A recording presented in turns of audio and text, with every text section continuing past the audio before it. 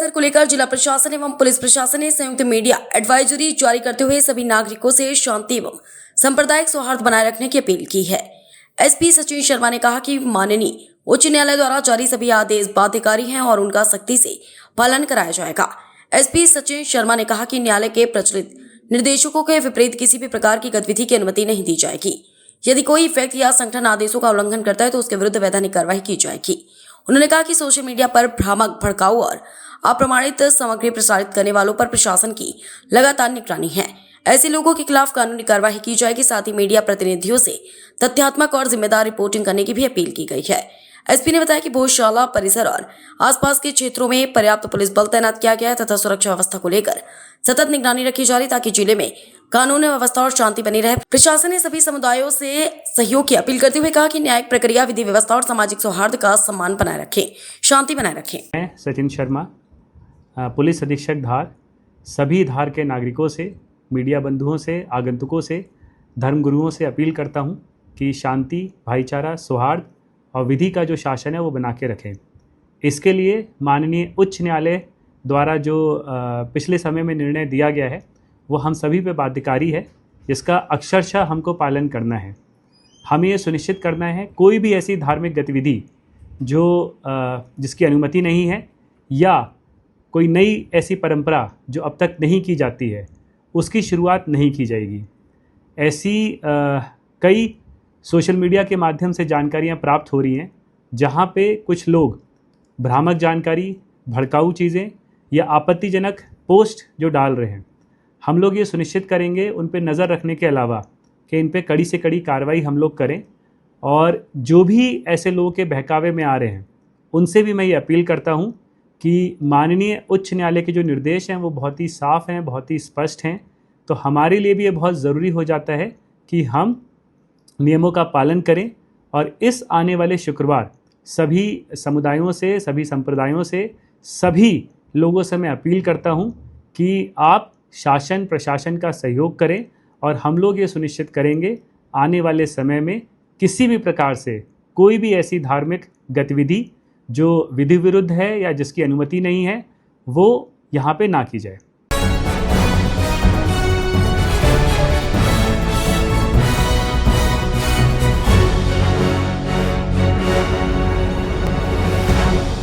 Investment के नाम पर लोगों से फ्रॉड करने वाली BJT global private limited company के करीब आधा दर्जन लोगों को दिल्ली पुलिस ने इंदौर से गिरफ्तार किया है। पश्चिमी दिल्ली की साइबर पुलिस को पीड़ित ने शिकायत की थी कि बीजेटी कंपनी के संचालकों के द्वारा उससे 10 लाख रुपए का इन्वेस्टमेंट कराया गया था, जिसकी एवज में उसे 26 लाख रुपए वापस दिए जाने की बात कही गई थी।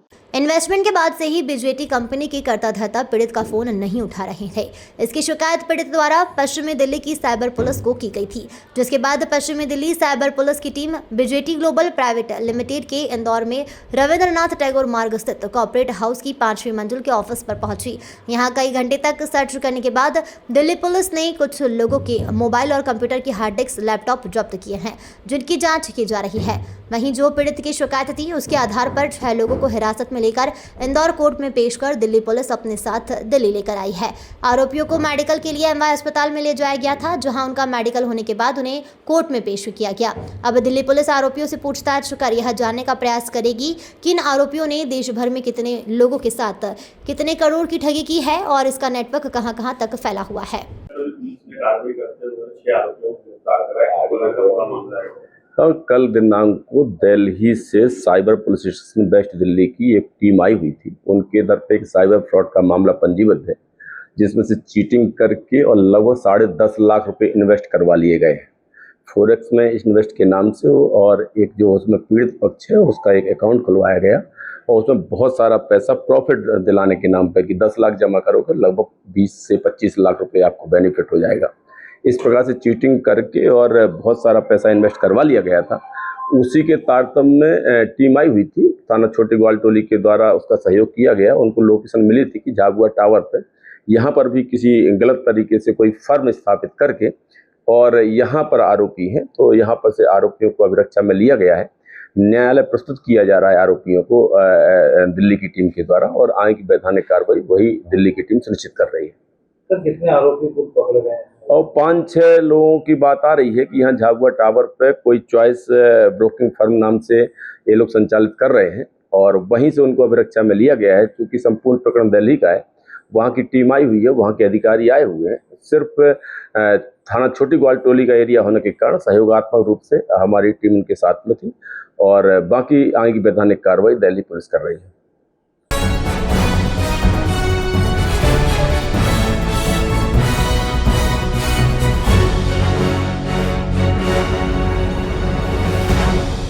अलीराजपुर जिले के भाभरा थाना क्षेत्र में एक हैरान कर देने वाली वारदात सामने आई है, जहां एक बुजुर्ग को बातों में उलझाकर बदमाशों ने 60,000 रुपए की चोरी की घटना को अंजाम दिया। पूरी वारदात सीसीटीवी कैमरे में कैद हो गई, जिसके आधार पर पुलिस आरोपियों की तलाश में जुटी हुई है। मामला बर्जर चौकी का बताया जा रहा है। दरअसल बर्जर की एक अनाज की दुकान पर बाहर बैठे बुजुर्ग व्यक्ति को बातों में उलझाकर दूसरे व्यक्ति ने बड़ी ही चतुराई से गले में रखे हुए पैसे पर हाथ साफ कर लिया। आप देख सकते हैं सीसीटीवी कैमरे में किस तरीके से युवक गले में रखे हुए 60,000 रुपए निकाल कर फरार हो गए। पूरी घटना पास लगे हुए सीसीटीवी कैमरे में रिकॉर्ड हो गई, जिसमें संदिग्ध युवक साफ नजर आ रहे हैं। फिलहाल बर्जर चौकी पुलिस ने मामला दर्ज करते हुए सीसीटीवी फुटेज के आधार पर आरोपियों की पहचान शुरू कर दी है। पुलिस का कहना है कि जल्द ही आरोपियों को गिरफ्तार कर लिया जाएगा।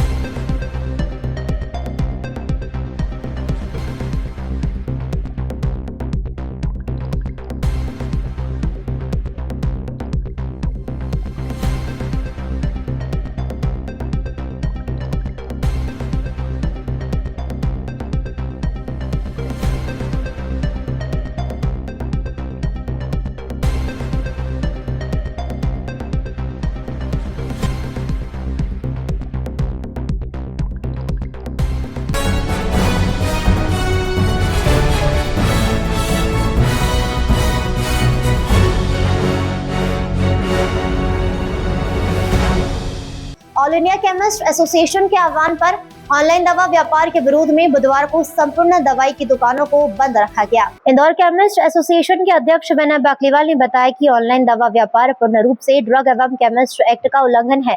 केंद्र सरकार के द्वारा जारी GSR 220E एवं GSR 817E 870E जैसे प्रावधानों के माध्यम से ऑनलाइन दवा व्यापार को बढ़ावा देने का प्रयास किया जा रहा है, जिसका देश भर के दवा विक्रेता लगातार विरोध कर रहे हैं।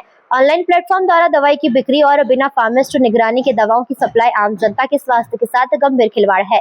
साथ ही ऑनलाइन कंपनियों द्वारा अपनाई जा रही प्रीडेटरी प्राइसिंग नीति के कारण छोटे और मध्यम मेडिकल व्यवसाय गंभीर आर्थिक संकट का सामना कर रहे हैं।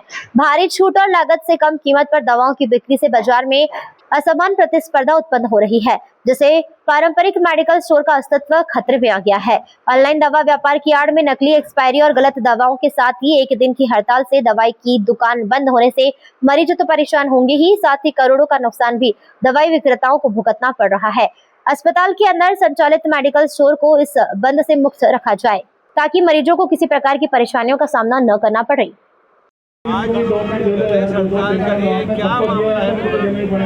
All India chemist and drugs association के आह्वान पर Madhya Pradesh chemist and drugs association के निर्देशन पर इंदौर केमिस्ट एसोसिएशन द्वारा आज समस्त 4,000 जो दुकानें हैं, होलसेल रिटेल अन्य दुकानें सब बंद की गई है। हमारी मुख्य मांगे है कि जो ऑनलाइन फार्मेसी जो चल रही है तत्काल रूप से भारत सरकार बंद करे।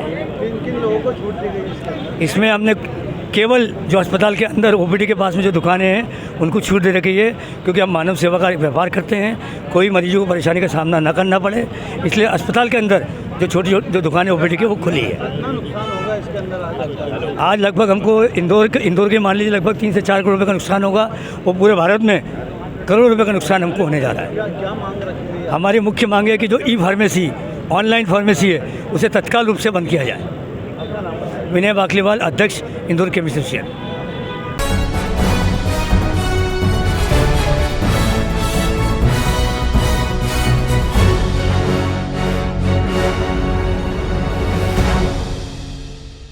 प्रदेश में ऑनलाइन दवा का विरोध करते हुए केमिस्ट एसोसिएशन के द्वारा दुकान दवाइयों की बंद रखी गई है, जिसके आह्वान पर खरगोन शहर में भी केमिस्ट एसोसिएशन ने अपनी दवाइयों की दुकानों को बंद करते हुए दवा विक्रेताओं ने एकजुटता दिखाते हुए पुराने अस्पताल के पास एकजुट होकर टीआईटी कॉम्प्लेक्स तक नारेबाजी करते हुए पैदल रैली निकाली है।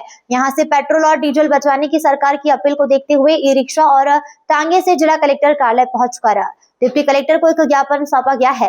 केमिस्ट एसोसिएशन के पदाधिकारी ने बताया है कि ऑनलाइन दवा व्यापार से दवाई दुकानों को नुकसान हो रहा है, साथ ही ऑनलाइन दवाई से नकली दवाइयों का व्यापार बढ़ रहा है। हम सरकार से मांग करते हैं कि ऑनलाइन दवाइयों के व्यापार पर नियंत्रण रखे। साल के अंदर ऑनलाइन व्यापार बंद होना चाहिए। दवाई का ऑनलाइन व्यापार सामान्य व्यापार से बहुत हटके है। सामान्य व्यापार में गुणवत्ता इतने मायने नहीं रखती जितनी दवाई के व्यापार में रखती, क्योंकि ये लोगों के सीधे स्वास्थ्य का सवाल है। कौन सी दवाई ऑनलाइन व्यापार में किस तरह की आएगी, ये एक लोगों के जनजीवन को प्रभावित करने वाली बात है। हमारी लड़ाई ये है कि इस तरह का व्यापार बंद होना चाहिए। आज दवाई व्यापारी जो खरगोन जिले में काम कर रहा है, अपना व्यापार जो कर रहा है, सरकार के पूर्णतः नियंत्रण और उसके नियम कानून के तहत करता है। हम नशे की दवाइयां, शेड्यूल्ड की दवाइयां हम कदापि नहीं बेचते हैं, लेकिन इस तरीके से अगर सरकार ऊपर से हमको थोपेगी, ऐसा व्यापार जिसका सरकार का कोई नियंत्रण नहीं, यहाँ कलेक्टर कार्यालय में बैठे अधिकारियों का ऑनलाइन व्यापार पे कोई नियंत्रण नहीं है। हम ये चाहते हैं कि हर व्यापार जो खरगोन जिले में हो, प्रदेश में हो, देश में, उस पर सरकार का नियंत्रण हो। हम मांग कर रहे हैं कि ऑनलाइन व्यापार बंद किए जाए। किस तरह का विरोध दर्ज किया जाए? हमने सब अभी पहले सरकार को हमने अपनी तरफ से ज्ञापन एक सुझाव दिया था, हमसे सुझाव मांगे थे। कोरोना काल के बाद जीएसआर 857 के तहत हमसे सुझाव मांगे थे। सरकार ने सारे सुझाव हमारे धूल की टोकरी में डाल दिए। हम ये चाहते हैं कि रेगुलरीकरण हो, किसी भी तरीके से डॉक्टर पर्चे के बिना दवाई ना दो। वो लोग डॉक्टर भी पास में बिठा देते हैं। अभी आप कोई भी डालो, डॉक्टर हैदराबाद में बैठा हो, आपका इलाज कर देगा। ये तो सरासर गलत बात है ना। और डॉक्टर के ऊपर भी यही बात हो रही है, केमिस्ट के ऊपर भी यही बात हो रही है, और आम जनता के साथ खिलवाड़ हो रहा है। हम ये चाहते हैं कि ये तुरंत प्रभाव से बंद होना चाहिए। आज पूरे खरगोन जिले का केमिस्ट, हमारे खरगोन नगर के सारे केमिस्ट आज साथ में है। इसके साथ ही प्रदेश बंद है, ऑल इंडिया बंद है। हम ये चाहते हैं कि हमारी मांग पूरी हो। क्या नाम? लोकेंद्र छाजड़, अध्यक्ष खरगोन जिला, शैलेश महाजन, सचिव खरगोन जिला।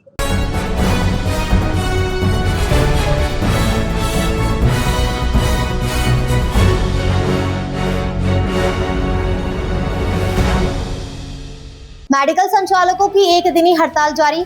जिले के सभी मेडिकल पूरी तरीके से बंद, मरीज हो रहे परेशान। दरअसल आज बुधवार को सुबह से दोपहर 2 बजे तक जिला मुख्यालय सहित अंजार नगर में भी सभी मेडिकल स्टोर बंद है। मेडिकल संचालकों ने ऑनलाइन दवा खरीदी के विरोध में यह एक दिनी हड़ताल का ऐलान किया है। दरअसल जिला मेडिकल एसोसिएशन के आह्वान पर बंद का ऐलान किया गया है, जिसका अंजार नगर में भी सभी मेडिकल स्टोर संचालकों ने बंद का पूरी तरीके से समर्थन किया है। तो वहीं समस्त मेडिकल संचालकों ने आम जनता के लिए अपील की है। ऑनलाइन खरीदी से हो सकते हैं बड़े नुकसान, इसलिए ऑनलाइन खरीदी बंद करके केवल स्थानीय दुकानदारों से ही दवाइयां खरीदकर ऑनलाइन खरीदी को पूरी तरीके से बंद करें। क्या परिचय है आपका? मेरा नाम विकास चौहान है जी। आज ये मेडिकल क्यों बंद है? मेडिकल एसोसिएशन ने आज हड़ताल रखी है 20 तारीख के लिए, एक दिन के लिए। ये जो ऑनलाइन बिक्री खरीदी जो हो रही है, डिस्काउंट जो चल रहा है, नशीली दवाएं जो बिक रही है, उसके विरोध में हमने आज हड़ताल रखी है ऑल इंडिया एसोसिएशन ने।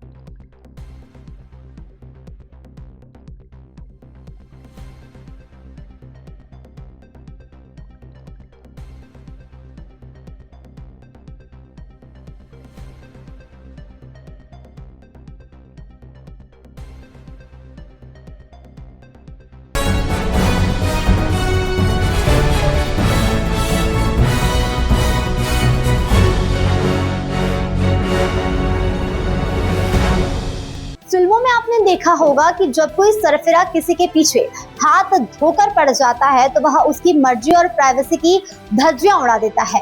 तुम मेरी है किरण वाली यह सनक और खौफनाक साया अब इंदौर की सड़कों पर और डिजिटल दुनिया में असल जिंदगी में देखने को मिला है। इंदौर के संयोगितागंज थाना क्षेत्र में एमआई अस्पताल परिसर के पास फिजियोथेरेपी की पढ़ाई कर रही एक छात्रा के लिए बिहार का एक युवक असल जिंदगी का साइको विलन बन गया। जब छात्रा ने उसकी दखल अंदाजी से परेशान होकर दोस्ती तोड़ी तो इस सनकी साइको ने सातवें आसमान पर पहुंचकर उसने न सिर्फ छात्रा का पीछा किया बल्कि सोशल मीडिया पर उसकी पहचान को ही तार तार करने की कोशिश की। सर, संयोगितागंज थाना क्षेत्र में एक छेड़छाड़ का एक मामला सामने है। हाँ, कल दिनांक को बड़वानी की एक पीड़िता के द्वारा घटना संज्ञान में लाई गई है। उसके द्वारा थाना आकर के बताया गया कि लगभग 5-7 महीने पहले सोशल मीडिया के माध्यम से एक उत्कर्ष सिंह नाम की व्यक्ति के संपर्क में आई थी। वो उसके बाद उससे बातचीत करने लगा और अनचाहे कभी भी कुछ भी ऑनलाइन गिफ्ट भेजने लगा। जहां वो काम करती है, बेसिकली वो फिजियोथेरेपिस्ट का डिप्लोमा किए हुए हैं और MIH में पार्ट टाइम जॉब करते हैं, तो वहां पर आने लगा। जहां वो रहती हैं वहां घर पर आने लगा। इस प्रकार से परेशान होकर के उसके द्वारा फिर प्राथमिकी दर्ज करवाई गई है।